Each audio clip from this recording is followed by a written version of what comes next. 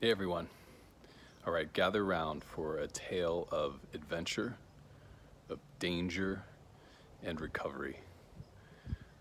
I want to share a story of something that happened a few weeks ago.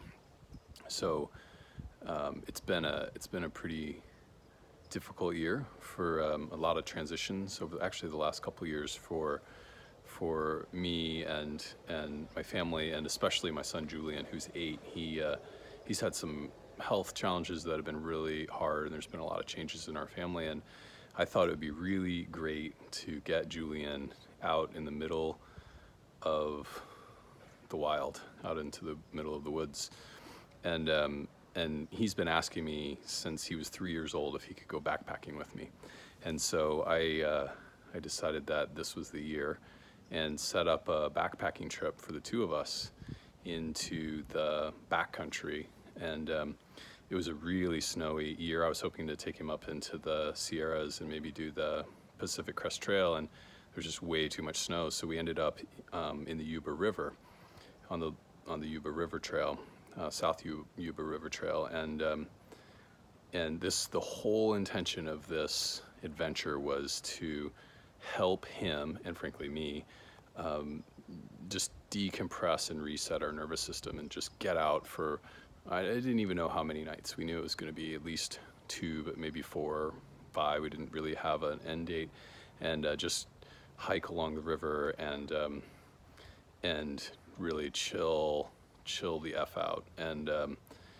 And so I set up this trip, and I got him all of his gear, and we set off, and it was a really incredibly beautiful place. I mean, you just hike along the river, and we were on the south facing side, so the north side of the river, and it was sunny and beautiful, and changes in elevation, so the landscape was changing, and going through forests, and just so peaceful. And we set up camp the first night, and we saw one couple leaving, and those were the only people we saw.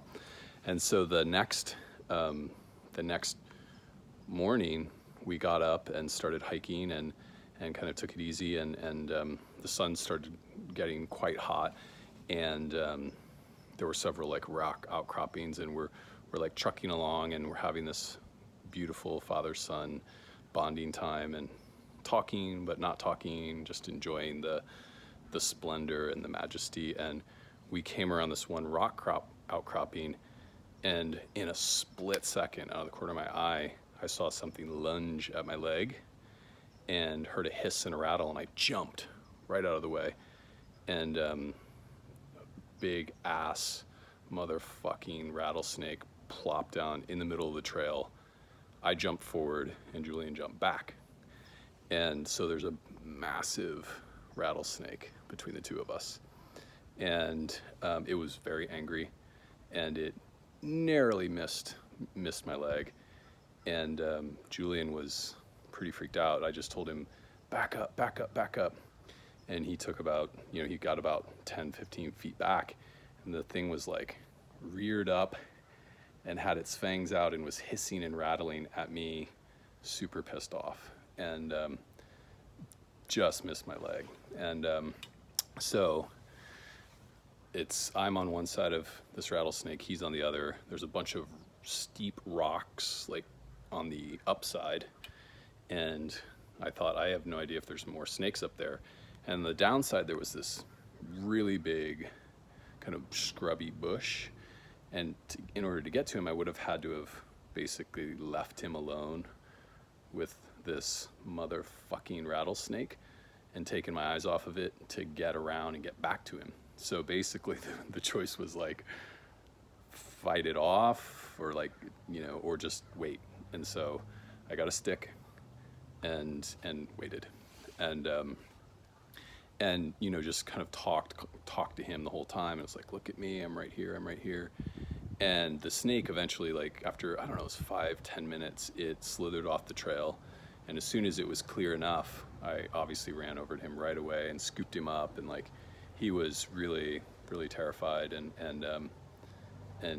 helped him get grounded, and calmed him down, and got him feeling safer.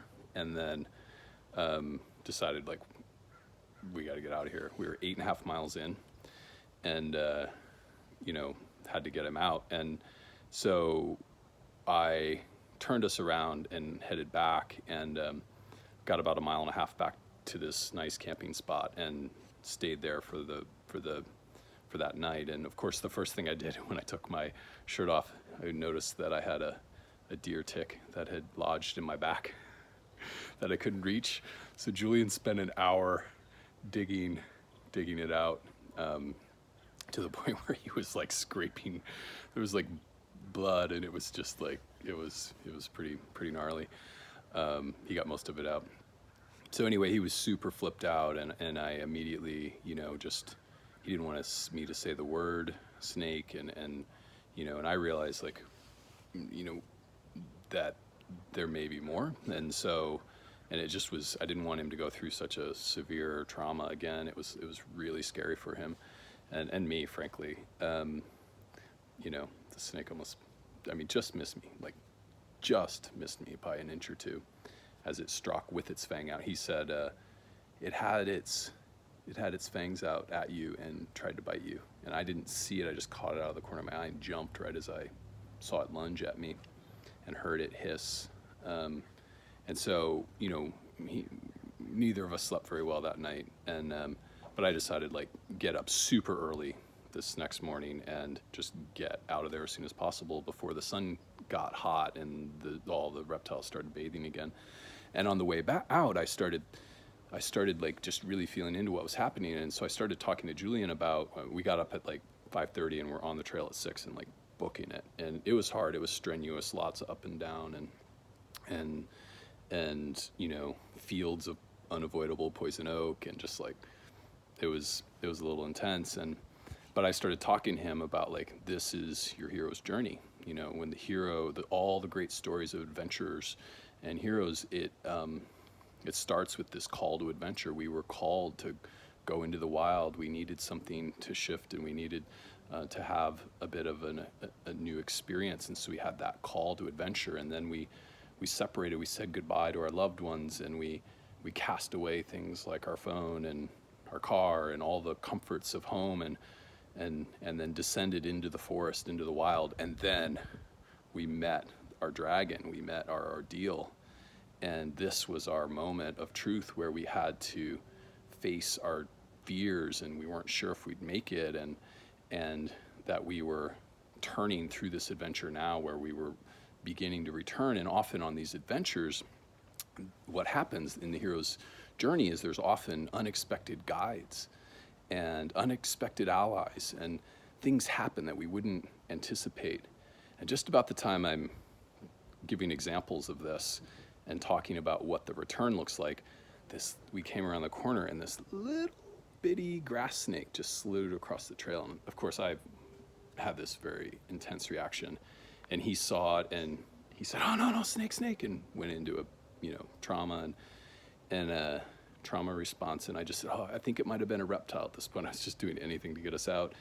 And I think it might have been a lizard. He said, "Okay, it was a lizard." And then I went around the corner just a little bit more, and I saw another massive fucking rattlesnake on the trail.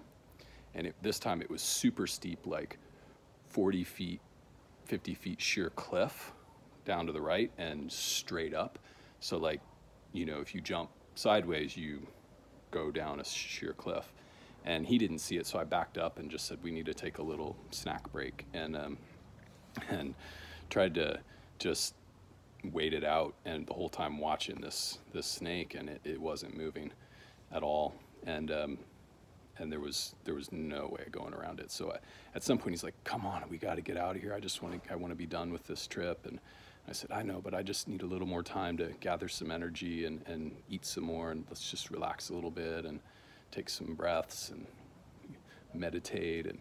And I tried all the tricks to see if it would move, and it wouldn't move. So then what I did is I said, "I think this looks like a really snaky spot, so let's just prepare as if there's a snake here." I got a really long stick, and then I don't know exactly what I was thinking, but I also I thrashed his pocket knife to his walking stick, so he had like a spear, and then I had us take off our backpacks and basically held it as a shield, so that if the snake were to attack, that it would let it attack the backpack and drop it and back away. And I just was really clear with him, like, tuck in right behind me, and if we do see a snake, we can't jump back, we can't jump that way, because then we fall down that cliff and that'd be really bad. So I got right up to the snake, which had lodged itself into some rocks, and I mean, it was like 2 feet away. I could have easily just like touched it with my hand, and put the backpack, which, by the way, I had all of his stuff in it at this point, so we could move fast. It was probably 50 pounds and 45 pounds, and held the backpack up, and then like got him to go around really quick and kind of used the backpack as a shield. And it never moved, which was a huge relief, obviously. And at that point, I mean, I was just totally cooked. My nervous system was completely fried, and we still had 6 miles to go in the sun. And, or actually, I think we had like 3 miles to go, and it was super sunny, so many reptiles just everywhere. And so I just used the stick that was about, 10 feet long, and just like tapped up ahead the trail to try to like, and just slowed everything way down, and got us out. And as soon as he got to a place that he recognized as being like very close to the parking lot, which was maybe a mile from the parking lot, he said, "Okay, let's stop and actually enjoy this." And so we stopped, and I laid down and just like looked up at the sky, and was kind of like just watching clouds form and dissolve. And he just came and laid on my chest and looked up with me, and it was this beautiful moment of no words for a while, where we were just breathing and just like, dissolving into the blue sky. And at that moment I could feel like, okay, there's like this sliver of decompression beginning to happen, even though we still had another mile to go. And we ate and could actually enjoy it.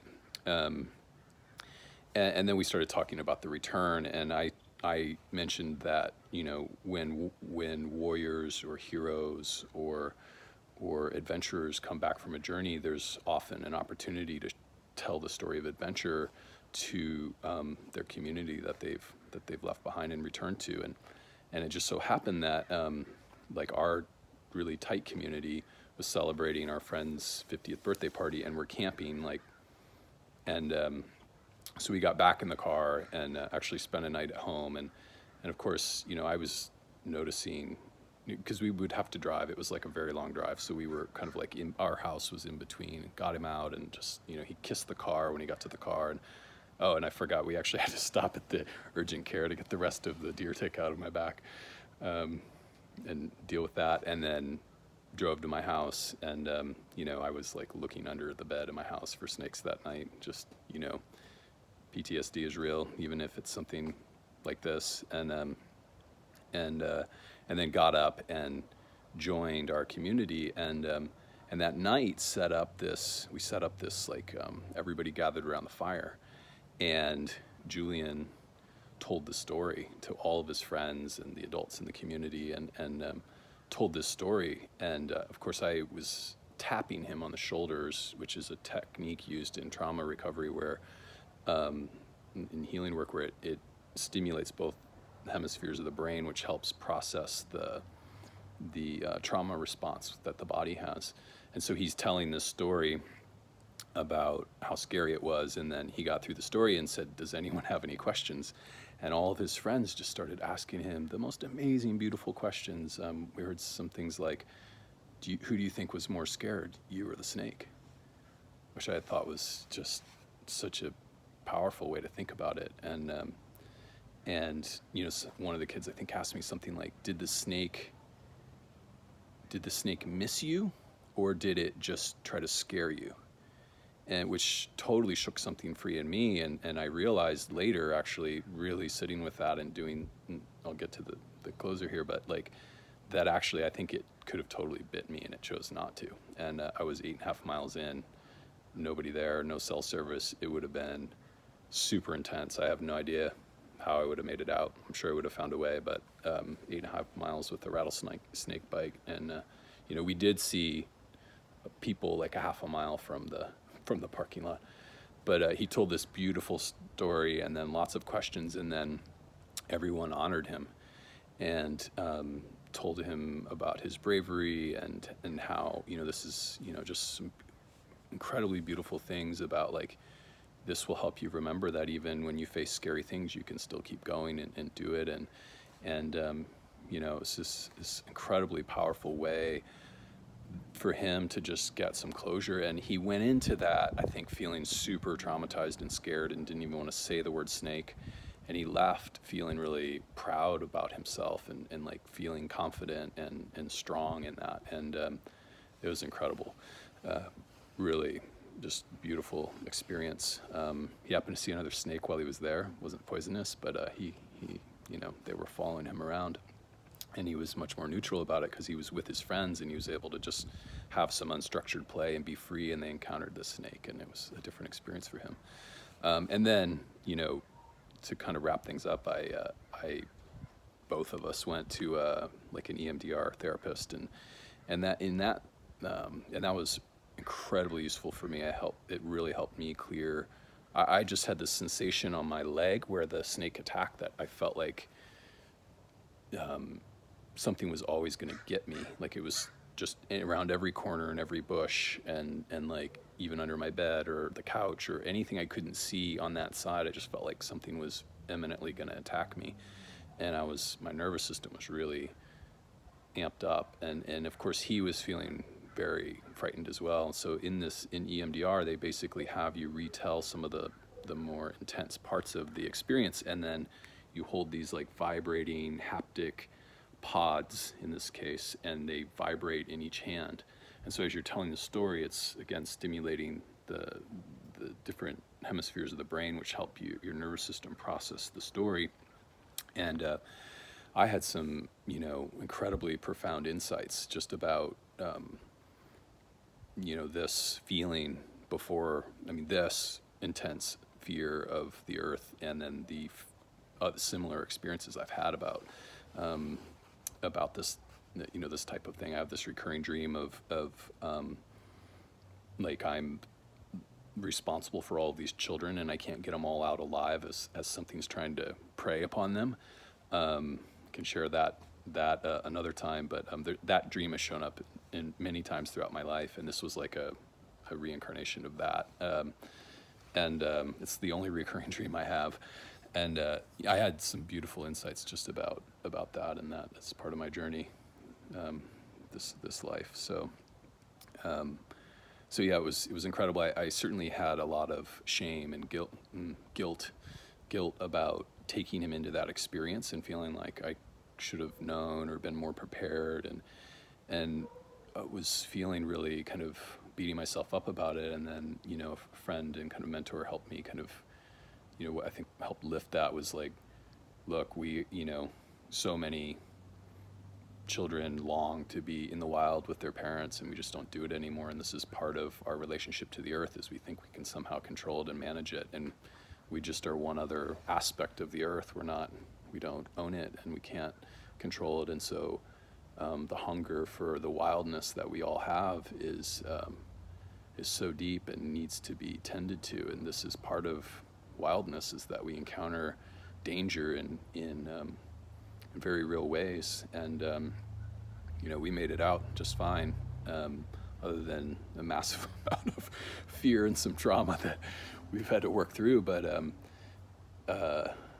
it's we're not somehow superior, and I feel so much more alive because of this experience and connected to him and to the earth. And I think it that hunger and thirst for wildness, I don't know that it's ever quenched, and this is part of that. This is the hero's journey. So thanks for listening to my story of adventure.